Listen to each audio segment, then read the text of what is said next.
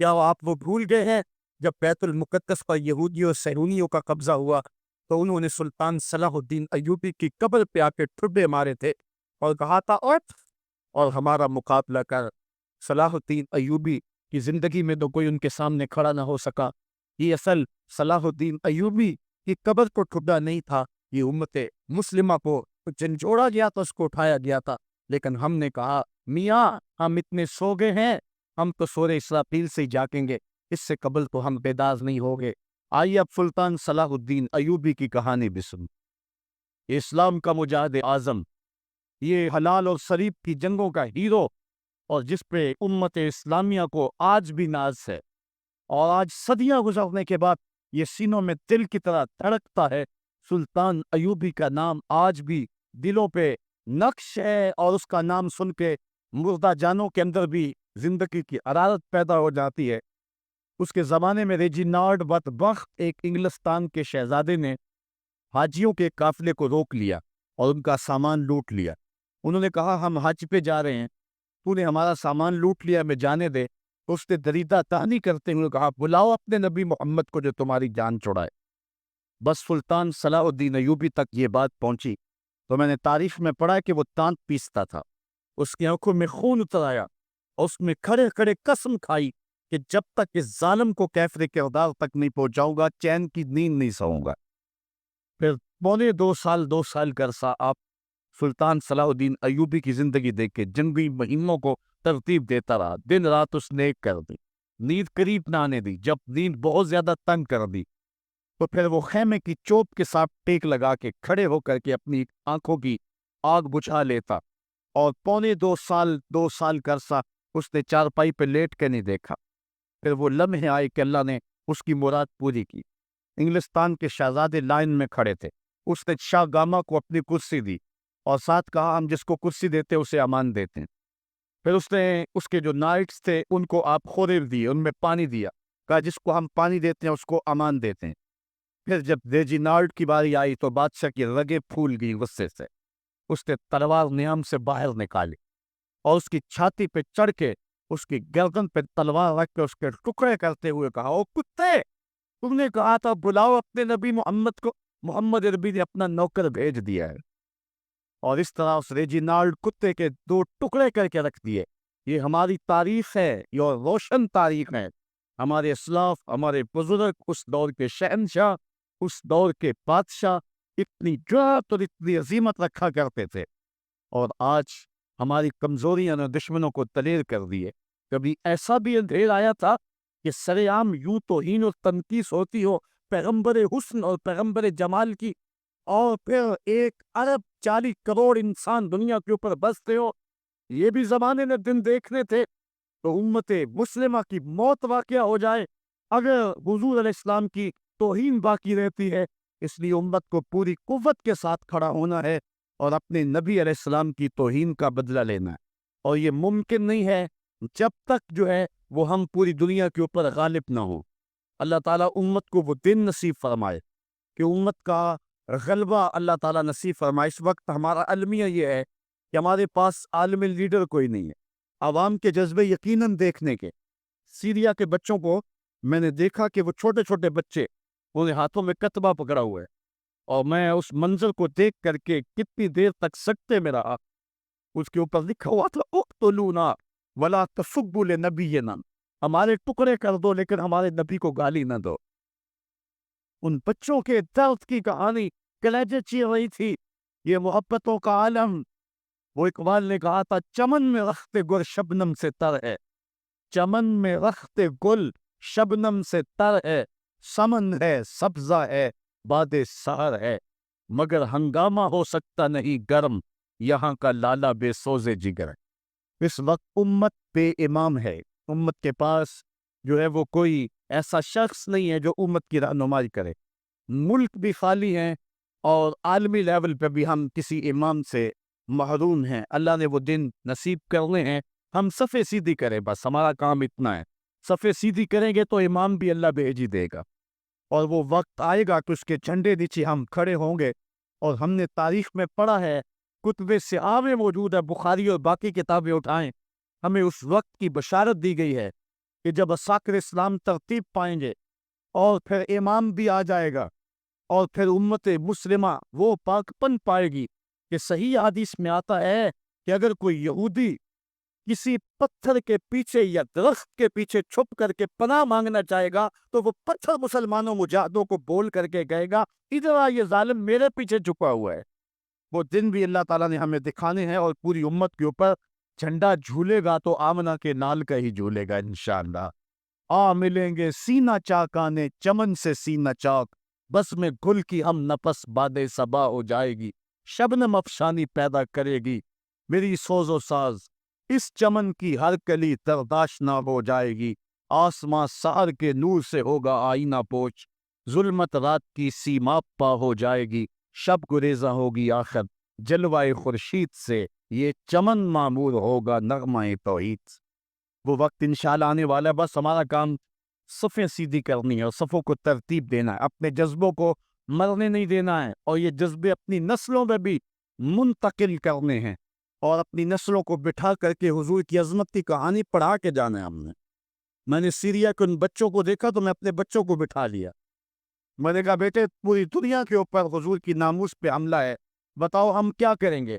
تو میرا 5 سال کا بچہ ہے، مجھے حمزہ کہنے لگا کہ ابو یہ جو تلوار آپ نے لٹکا کے رکھی ہے بیٹھک میں، اس کے میں پیچ خود کھول سکتا ہوں اور یہ میرے ہاتھ میں دے، ان ظالموں کو میں کاٹوں گا۔ میں نے کہا بیٹے مجھے یہی تجھ سے توقع تھی، اس لیے کہ تیرے جسم کے اندر خواجہ دین محمد مصطفیٰ کی غیرت کا خون دوڑ رہا ہے اور انشاءاللہ یہ ہماری نسلیں اٹھیں گی اور اسلام کے غلبے کا خواب ہم شرمندہ تعبیر کریں گے انشاءاللہ۔ تو اپنے بچوں کو بٹھائیں اور ان کو بتائیں اور ان کو حب رسول کے جام پلائیں اور ان کے اندر محبت رسول انڈھیل دیں اور ان کے سینے کے اندر یہ حرارت پیدا کر دیں اور وہ امت کے لیے اور نام محمد کے لیے اور قربانی دینے کے لیے آمادہ ہو جائیں۔ انشاءاللہ وہ وقت دور نہیں ہے جب پوری دنیا کے اوپر اسلام کا جھنڈا جھولتا ہوا نظر آئے گا۔ ہم نے اپنے جذبوں کو بہر صورت بیدار رکھنا ہے اور اگر انہوں نے توہین کی زبان کھولی ہے تو کروڑوں انسان حضور کی مدح میں زبانیں کھول لیں، صبح و شام وظیفہ درود و سلام کا لبوں پہ جاری کر لیں اور حضور کے نام کا جھنڈا اٹھائیں۔ یہ گلیوں میں، یہ چوکوں میں، یہ بازاروں میں یہ احتجاج یہ تو ایک معمولی کیفیت ہے، ہم تو اس سے آگے بھی اگر ہم بے بس ہیں، کر کچھ نہیں سکتے۔ سچی بات ہے ہمارے اندر جو جذبوں کی کائنات ہے ان کو کچا چبا جائیں کہ جنہوں نے میرے آقا اور حضور نبی رحمت کی توہین اور تنقیص کی ہے، اس لیے جو ہم سے بن پڑا، جو ہم سے ہو سکا ہم نے وہ ضرور کرنا ہے۔ وہ کیا کہا تھا سودا نے کہ مجنو لیلا سے بازی نہ لے سکا پر سر تو دے سکا، کس منہ سے کرتے ہو دعویٰ عشق سودا، تم سے تو یہ بھی نہ ہو سکا۔ ہم نے دیکھنا ہے کہ ہم کیا کرتے ہیں، اس حوالے سے ہمارے جذبات کیا ہیں۔ مجھے یاد آئی آج ہمارا سارا دن آج ہمارا کی کہانیاں میرے ذہن میں گردش کرتی رہی۔ ہمارا غزوہ احد کی نامور مجاہدہ ہیں کہ جب بھگدڑ مچی اور کچھ تو خون ہونے لگا اور عجیب کیفیت بن گئی، تو اس وقت حضرت ہمارا خاتون ہے جو اس جنگ میں ساتھ آئی تھی، اس کام کے لیے آئی تھی کہ کچھ زخمیوں کی مرہم پٹی کروں گی، لیکن جب دیکھا کہ حضور تنہا ہے اور تیروں کی برسات ہو رہی ہے، ہمارا تلوار لے کے میدان میں آ گئی اور حضور نبی رحمت نے فرمایا کہ میں جدھر دیکھتا تھا مجھے ہمارا ہی نظر آتی تھی، اگر ادھر سے حملہ ہوتا آگے ہمارا کھڑی ہوتی، اگر ادھر سے حملہ ہوتا تو ہمارا کھڑی ہوتی۔ میں کہتا ہوں ہمارا تیرے نام پہ میری نسلیں قربان، جس نے محمد عربی کی آبرو کا پہرا دیا۔ اللہ اکبر۔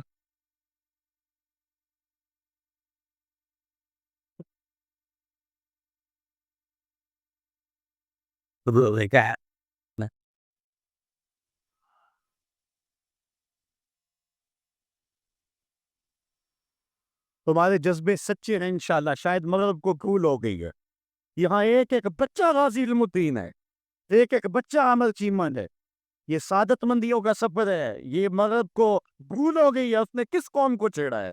ان کی غیرت مری ہوئی نہیں ہے، انہوں نے کچوکے دیے، زخم دیے، امت کو معاشی بحران میں مبتلا کر دیا، روز پیٹرول کے بم ہمارے اوپر گرتے ہیں لیکن ہم کبھی میدان میں نہیں آئے۔ لیکن سارے معاملات کے اندر ہم کمپرومائز کر سکتے ہیں، کمزوری بھی دکھا سکتے ہیں۔ اگر اس عنوان سے ہم کمزوری دکھائیں ہمارا بچتا ہی کچھ نہیں ہے، ہمارا سب کچھ نام محمد ہے۔ ہم نے ہر دور میں تقدیس رسالت کے لیے وقت کی تیز ہواؤں سے بغاوت کی ہے، چھوڑ کے سلسلہ رسم سیاست کا فضول، بس ایک نام محمد سے محبت کی ہے۔ ہم نے عہد غلامی کرنا ہے حضور علیہ السلام کے نام سے، اور انشاءاللہ یہ ہماری سعادت مندی ہے۔ ورنہ ہم نے وہ زمانہ بھی دیکھا ہے جس زمانے میں کوئی ایسا متنفس نظر نہیں آتا تھا جو حضور کے نام کا جھنڈا اٹھائے۔ یہ تاتاریوں کا دور ہے، جب بغداد کو اجاڑا گیا، امت کے سر کاٹے گئے، اور یہ حال تھا کہ منگول سردار نے کہا کسی مسلمان کا سر لو، اپنے فوجیوں کو کہا یہ تمہارا سر کاٹ کے لگائیں گے۔ ایک مینار تعمیر کرنا ہے کھوپڑیوں کا، اور پھر مسلمانوں کا پتہ ڈھونڈتے ہوئے لوگ ہاتھ میں پیسے لے کے گھومتے تھے کہ کسی مسلمان کا پتہ دے دو، اس کا سر کاٹیں ہم، لیکن مسلمان ملتا نہیں تھا، کاٹ دیے گئے۔ پچھلا 3 دن تک خون بن کے بہتا رہا۔ یہ ہماری تاریخ ہے بغداد کی۔ اور پھر دجلہ کا بند توڑ دیا گیا، جو لوگ تہ خانوں میں چھپے تھے 1.25 لاشیں ہم نے وہاں سے بر نکالی۔ پھر وہ لمحے آئے کہ کوئی ایسا متنفس نظر نہیں آتا تھا جس کے ہاتھ میں اسلام کا جھنڈا ہو۔ تو ایک منگول سردار عیسائی ہو گیا، اس نے ایک عیسائی پادری کو بلایا اور کہا کہ اپنے مذہب کی تبلیغ کر تاکہ کچھ لوگ اور بھی ہمارے ہم نوا ہو جائے۔ اس نے قسم پرسی کے سالم میں کہ اب کوئی شخص نہیں ہے جو اسلام کا نام لیوا ہو، تو اپنے خود سے باتنی کا اظہار کر دیا اور پیغمبر حسن و جمال حضور نبی رحمت کی توہین و تنقیص کا آغاز کیا۔ ابن حجر نے لکھا ہے کہ ایک کتا تھا جو خیمے کی چوب کے ساتھ بندھا ہوا تھا۔ جب اس نے توہین کا آغاز کیا تو اس نے بھونکنا شروع کر دیا۔ لوگوں نے کہا کہ یہ کتا تیری اس توہین کی وجہ سے بھونک رہا ہے۔ اس نے کہا نہیں ایسی کوئی بات نہیں، یہ کتا نسلی کتا ہے۔ واقعی وہ نسلی تھا، اور میرا ہاتھ کا اشارہ پا کے غیرت میں آ گیا ہے، کوئی ایسی بات نہیں ہے۔ اس نے پھر توہین کا آغاز کر دیا۔ ابن حجر نے لکھا ہے کہ اس کتے نے زنجیر تڑوا کر کے اس پادری کے گلے میں جا کے دانت گاڑ دیے اور چھوڑا تب جب اس کو واصل جہنم کر دیا۔ اس منظر کو دیکھ کے 70,000 اس فوج کے سپاہی اسلام کے دامن میں آ گئے۔ اقبال نے اسی موقع پہ کہا تھا تو نہ مٹ جائے گا ایران کے مٹ جانے سے، نشائے میں کو غرض نہیں پیمانے سے، ہے عیاں یورش تاتار کے افسانے سے، پاسباں کعبے کو مل گئے صنم خانے سے۔ اللہ اپنے نبی کی آبرو کی یوں بھی حفاظت کرنا جانتا ہے۔ کون جانتا تھا کہ عامر چیمہ یہ کام سر انجام دے گا؟ وہ تو ٹیکسٹائل کی ڈگری لینے گیا تھا، لیکن غلامی رسول کی سند لے کے پلٹا۔ میں نے غازی کے جنازے میں شرکت کی ہے، آپ نیٹ پہ جائیں اور وہاں اس کے جنازے کی تصویر دیکھیں، یا کہیں تصویر آپ کو میسر ہو۔ جنازہ لوگوں کی انگلیوں پہ ہے، بھاری تابوت اور اس کے اندر اس کا جسد اطہر، لیکن ہاتھوں پہ نہیں ہے، آپ کو انگلیوں کے پوروں پہ نظر آئے گا۔ اور ایسے مناظر بھی دیکھنے والوں نے دیکھے کہ رش کی وجہ سے لوگ نیچے سے ہٹ بھی جاتے اور وہ پھر بھی ہواؤں میں تیرتا رہتا۔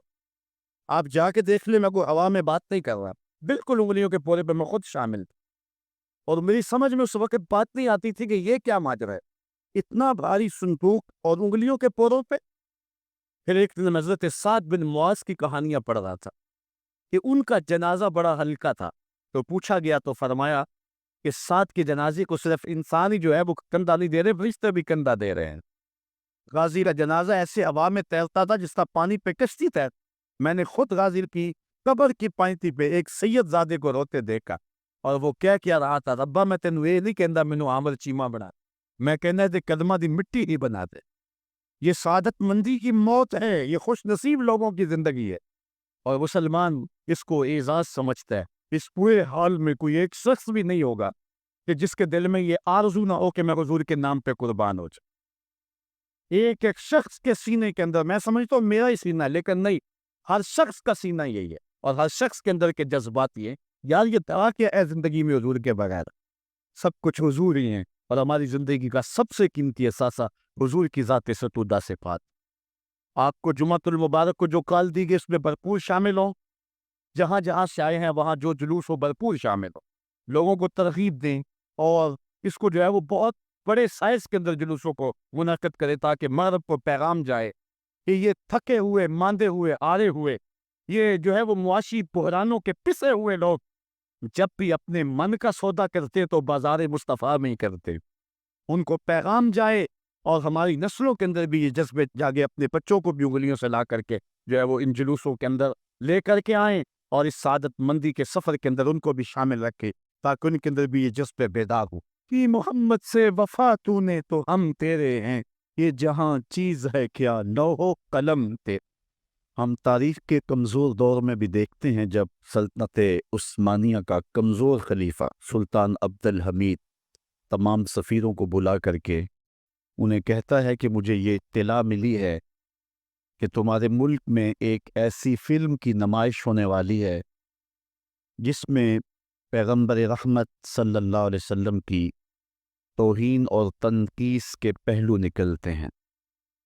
تو انہوں نے کہا کہ ہم اس کا کل جواب دیں گے۔ اگلے دن انہوں نے دربار میں حاضر ہو کر کے کہا کہ اس فلم کے لیے ٹکٹیں تقسیم ہو چکی ہیں اور اس کو روکنا ممکن نہیں ہے۔ سلطان عبد الحمید اپنے ہاتھ میں تلوار پکڑتا ہے اور پھر اپنی کرسی سے اٹھ کے کھڑا ہو جاتا ہے، کہتا ہے تم کر کے دیکھو، یہ تلوار پھر تمہارا فیصلہ کرے گی۔ اور پھر وہ فلم ریلیز نہیں ہو سکی تھی۔ یہ میں آپ کو اسلام کے طاقتور دور کی کہانی نہیں سنا رہا، سلطنت عثمانیہ کا کمزور ترین خلیفہ یہ سلطان عبد الحمید کی کہانی ہے۔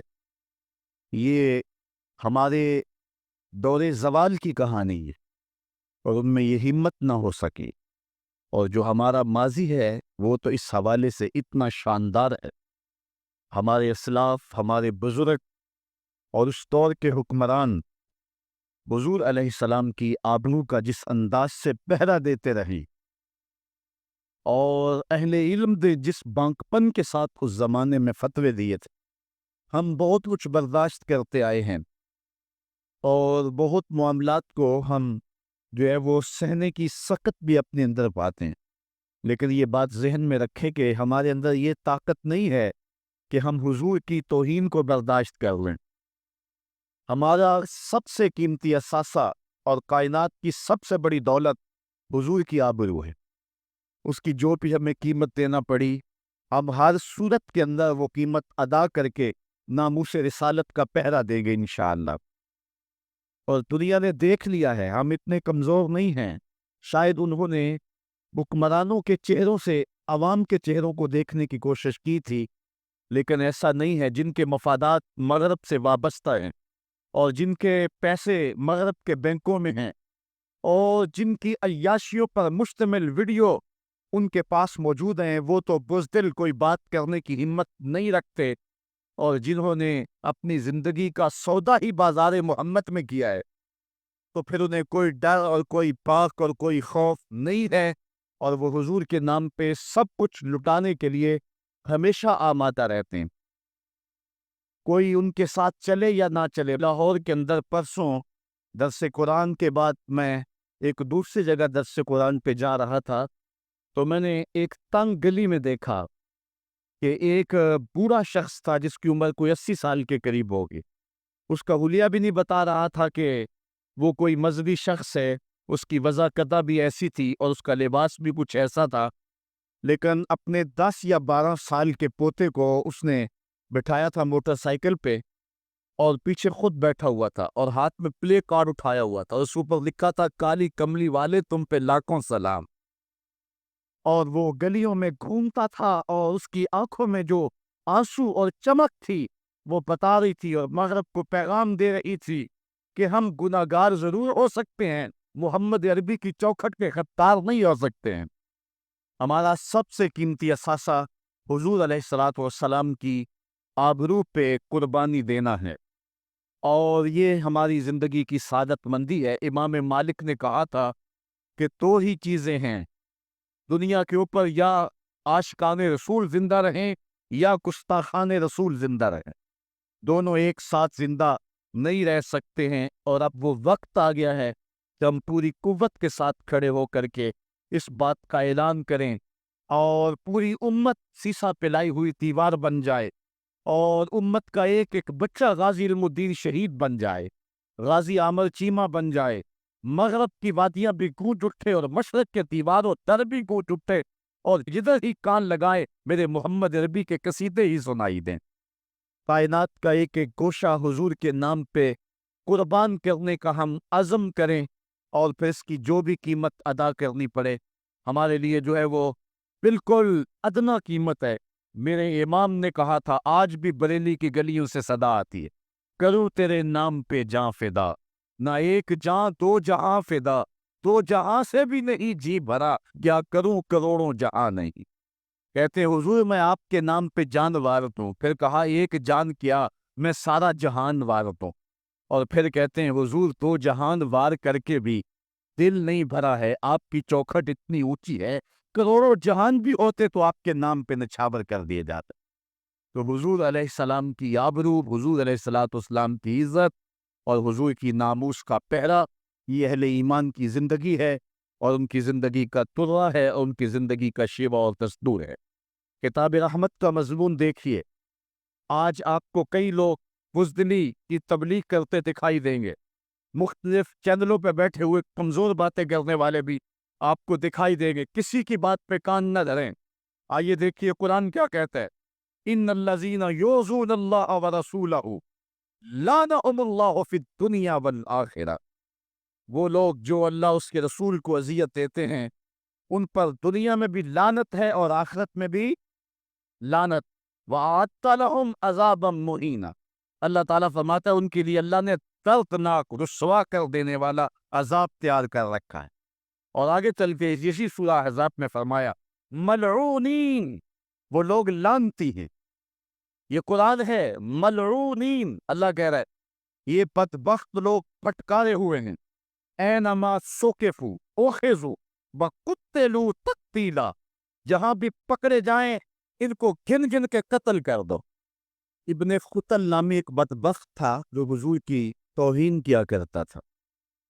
آقا کریم علیہ السلام جب مکے سے ہجرت کر کے مدینہ تشریف لائے، مدینے سے پھر دوبارہ مکے میں جب حضور جلوہ فراز ہوئے اور فتح مکہ کا روشن واقعہ ہمارے سامنے ہے، تاریخ آپ پڑھیں، اس وقت حضور علیہ السلام نے حکم دے دیا تھا کہ جو معافی مانگے اسے معاف کر دو، جو دروازے بند کر لے اسے معاف کر دو، جو امن مانگے اسے امان دے دو، جو ہتھیار پھینک دے اسے امن دے دو، جو معذرت کرے اس کی معذرت قبول کر لو۔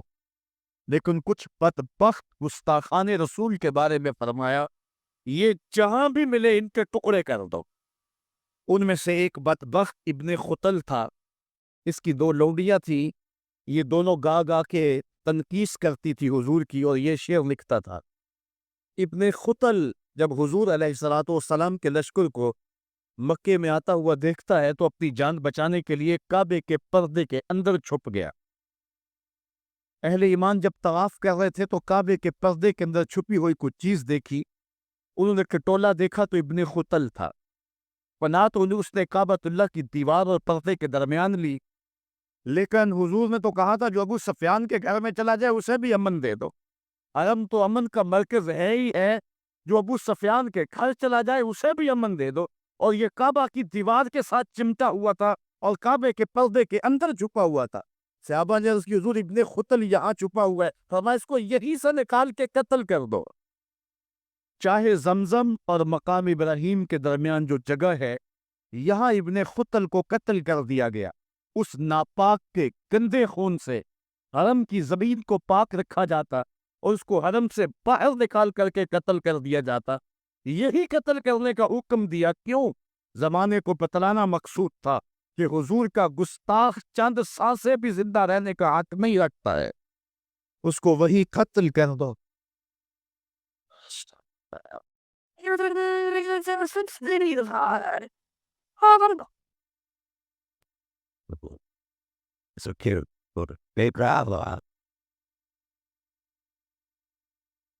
آج ہم یاد کرتے ہیں سلطان صلاح الدین ایوبی، آج یاد آتا ہے سلطان نور الدین زنگی، جنہوں نے نام محمد پر اپنا سب کچھ وار دینے کا عزم کر رکھا۔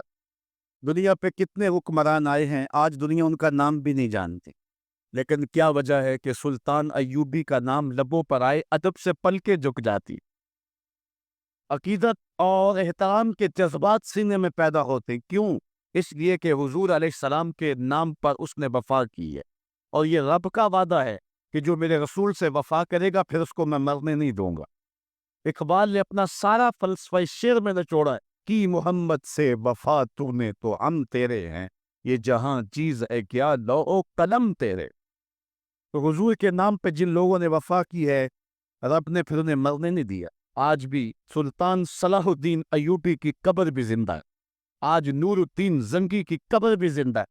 اچھا یہ بات میں بتاؤں کہ حضور علیہ السلام کے گستاخوں کے ساتھ نپٹنا یہ ہر شخص کے بس کا روگ بھی نہیں، یہ ڈیوٹی بھی رب کی طرف سے ہوتی ہے، اور رسول اللہ جس کو پسند کریں اس کی ہی یہ ڈیوٹی لگاتے ہیں، ورنہ کس کے سینے میں یہ آرزو نہیں مچلتی؟ جب راجپال نے توہین کی تھی تو کون نہیں چاہتا تھا کہ اس کی گردن کاٹو، لیکن سعادت مندی نصیب ہوئی تو غازی علم الدین شہید کو نصیب ہوئے۔ علامہ اقبال علیہ رحمہ نے کہا تھا جنازے میں کیسی گلہ ہی کردے رہ گئے، ترخانہ دا منڈا نمبر لے گیا۔ حضرت پیر جماعت علی شاہ رحمۃ اللہ تعالی علیہ نے کہا تھا غازی علم الدین کے جنازے پہ گردن جھکائے چل رہے تھے، آنکھوں میں آنسو تھے۔ 6 لاکھ لوگ حضرت غازی علم الدین کے جنازے میں شامل ہوا تھے۔ سید دیدار علی شاہ صاحب جب جنازہ پڑھانے کے لیے کھڑے ہوئے تو غچ کھا کے گر پڑے۔ بعد میں جب اٹھے اور جنازہ پڑھایا تو کسی نے کہا حضرت آپ نے بڑے بڑے جنازے پڑھائے ہیں، کبھی یہ کیفیت آپ کی ہوئی نہیں ہے۔ فرمایا جنازے بڑے پڑھائے ہیں لیکن کبھی حضور کا دیدار نہیں ہوا ہے۔ آج پہلی بار یہ موقع ملا، ادھر جنازہ پڑھانے لگا، ادھر آمنہ کا لال بھی سامنے تھا۔ حضرت پیر امیر ملت علیہ رحمہ گردن جھکائے چل رہے تھے تو آپ نے کہا لوگوں میں نے بڑے بڑے بادشاہوں کی کہانیاں پڑھی ہیں، میرے دل میں کبھی یہ امنگ نہیں جاگی کہ فلاں بادشاہ میں ہوتا۔ جو فقیر ہوتا ہے وہ خود ہی شہنشاہ ہوتا ہے، اس لیے اس کے دل میں یہ آرزو کیوں پیدا ہو کہ وہ بادشاہ ہو، وہ خود ہی شہنشاہ ہوتا ہے۔ کہتے ہیں میں نے بڑے بڑے پہلوانوں کے تذکرے سنے ہیں، میرے دل میں یہ امنگ بھی نہیں جاگی کہ فلاں پہلوان میں ہوتا۔